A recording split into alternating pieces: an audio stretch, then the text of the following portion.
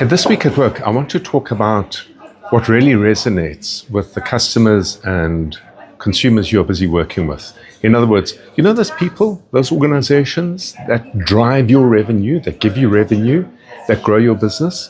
What truly resonates with them?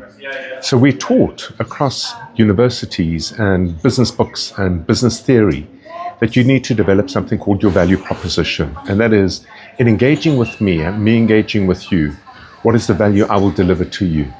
And value becomes really interesting because in most instances, from small businesses to medium-sized businesses to big businesses to large businesses, even to multinational businesses, whenever you visit their websites, whenever you engage with them, very often they will talk to the criteria, the benefits, the features of their products and their services, the shiny bells, the exciting whistles offered by these products and services. And that then arguably is there to solve a problem that you might well have. And they're right. The job of a product, the job of a service is simply one thing, and that is to solve a problem. It means that the problem needs to be well defined. You need to be clear on how it solves the problem. You need to be clear on how the problem comes about and the cost of the problem not being solved.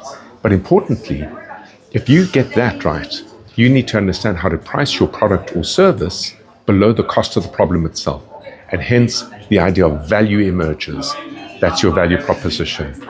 And yet, with all of that work done, I'm betting you are battling, struggling, pulling your hair out, much like mine, around your ability to reach the key decision makers out there that you need to reach effectively, efficiently, and at scale to onboard your services, to invite an opportunity to engage, discuss, sell, and convert. Business-to-business propositions, or if you're selling into the consumer market, business-to-consumer propositions are only 50% of getting that problem solved. The other problem stems entirely, and it's based entirely on how we as human beings behave. It's human nature. Fighting against human nature is a bad bet. Building into human nature is a really good bet. And what does that mean?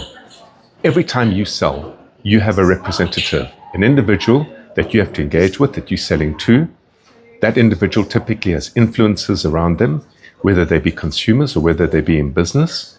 And in understanding what matters to them, in other words, at a human-to-human level, what will get them ticking and supporting you, you then start to unlock the opportunity of finding resonance in your propositions. If it is a finance manager, how does your product or service actively, demonstrably save costs? If it is the business unit manager, how will it actively, demonstrably solve their problem? So what is their problem? Their problem, in their view, in their experience, in their emotional state of mind, are their key performance indicators. It's how they get rated for performing the function of their job. In understanding how they get rated, how they can succeed as individuals first, and then communicating how you can solve a problem for the business next, is the absolute completion of positioning, and it is the key that will unlock all your digital engagements and investments. Food for thought until next week at work.